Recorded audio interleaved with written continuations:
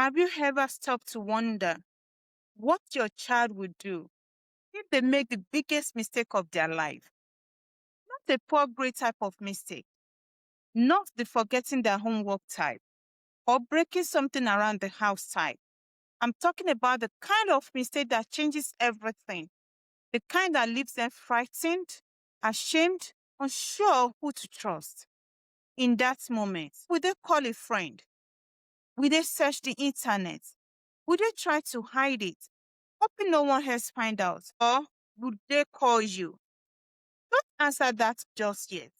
Because by the end of this video, I hope you will see that the answer isn't decided in a crisis. It's decided years before the crisis ever happens. The other day, we're talking to our children about emergency preparedness.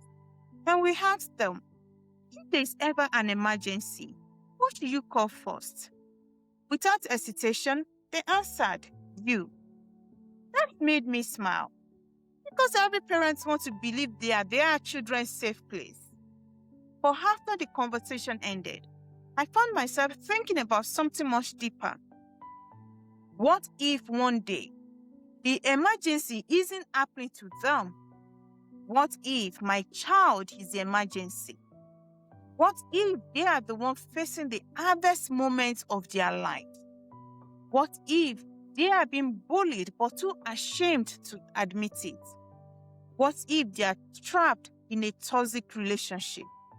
What if they are struggling with anxiety, depression, or addiction?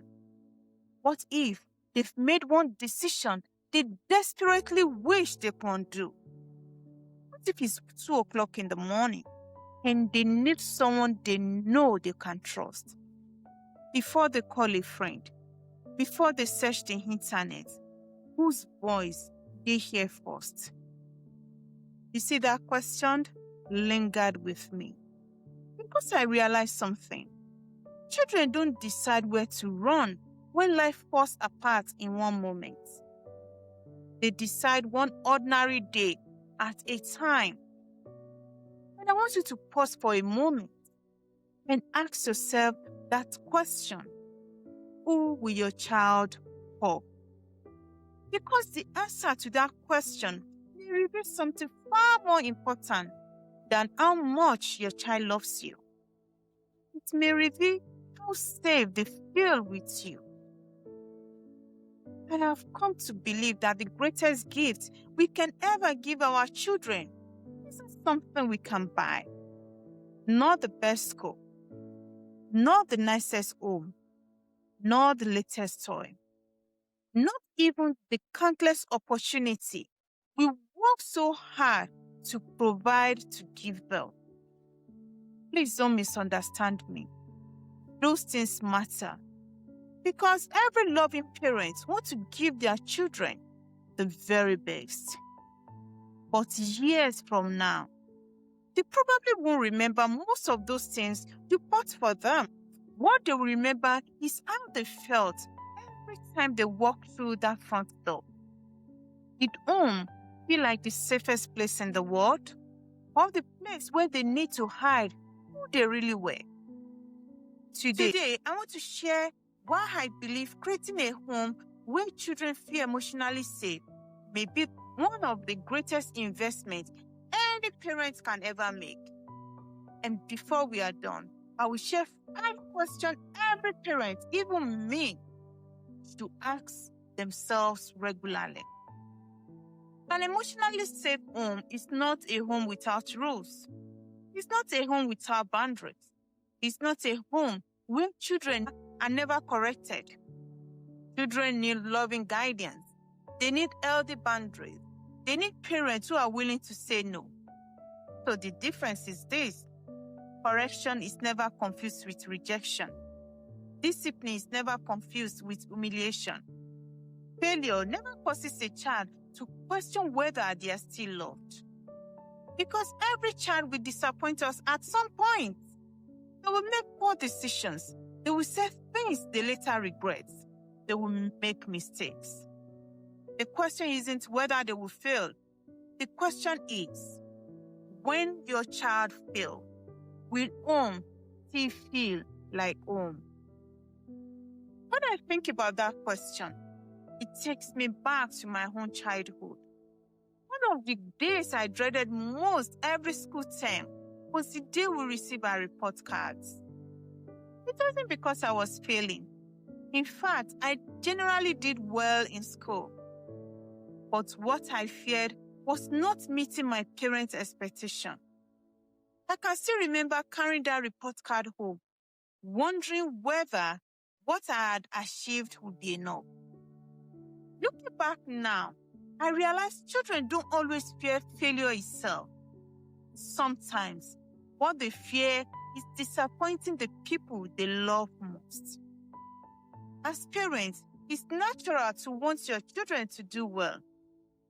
There's nothing wrong with having such expectation. But when children fall short, what do they fear most? The consequence of the mistake or losing their parents' approval? Because those are not the same thing.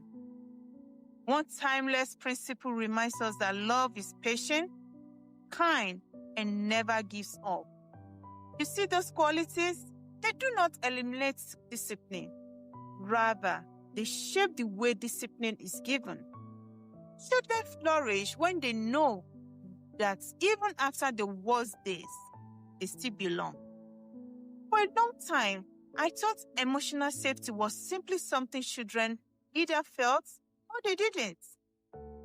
Then one ordinary afternoon, something happened in our home that completely changed how I understood it. One of my children accidentally broke our television. Instead of trying to hide it, she came straight to me and told me what had happened. As she was talking, I noticed something. She wasn't just waiting to hear my words. She was watching my face, my facial expression, my body language. Before I had even spoken, she was asking one silent question. Am I safe right now? You see, that moment stayed with me ever since. Because I realized something. Sometimes our facial expression begin teaching our children long before our words do. Before we say anything, our face may have already answered the question they came to ask. Is it safe to tell you the truth? It's what emotional safety changes. It shapes what children do when no one is watching. It shapes whether honesty becomes their first instinct or hiding becomes their survival strategy. Trust isn't built during life's biggest crisis. It is built through thousands of ordinary moments. It is built on ordinary Tuesday's evening. It's built when your child says, "Can I tell you something?" and you put that phone down. It grows when they cry and you listen before you lecture. It grows when they fail an exam, and instead of asking, "Why did you fail?" you first say, "How are you feeling?" And it deepens when they confess they've done something wrong. And before discussing the consequences, you first say, "Thank you for telling me." You see those ordinary moments. They seem small, but children rarely forget how they felt in them. Long after our word failed, our emotional tone remains. Because children don't decide where to run when life falls apart in one moment. They decide one ordinary day at a time. Before we finish, remember, I promised you 5 questions. And here they are. I hope you will answer them honestly. If my child made a serious mistake today, will they come to me first? Does my child feel heard before they feel corrected? When my child fails, do they fear my disappointment more than they trust my love? When I've been wrong, have I apologized? If my child described our home in one word, what will it be? These questions aren't meant to produce guilt. No, they are invitation to grow. None of us parents perfectly. Certainly don't. For every conversation, every apology, every act of kindness, is another brick in the foundation of a home where children feel safe. Do you remember the question I asked at the beginning? If your child made the biggest mistake of their life, would they call you? Tonight, you probably don't need to answer that question. Tomorrow, you get another opportunity to shape the answer. Because one day, your child will walk out of your home and build a life of their own. They will experience success. They will experience heartbreak. They will make wise decisions. They will make painful ones. You won't always be there to protect them. But if your home became the safest place they ever know, they will spend the rest of their lives knowing exactly when to run when life becomes difficult. Because the goal isn't to raise perfect children. It is to raise children who always know where home is. I did love to hear your thoughts. What's one parenting lesson you hope your children will pass on to their own children? If this video encouraged you, please share with someone raising children. And if you believe every child deserves a home where they feel deeply loved, truly heard, and emotionally safe, subscribe to Gems Parenting and join me each week as we learn how to become the safest place our children can run to.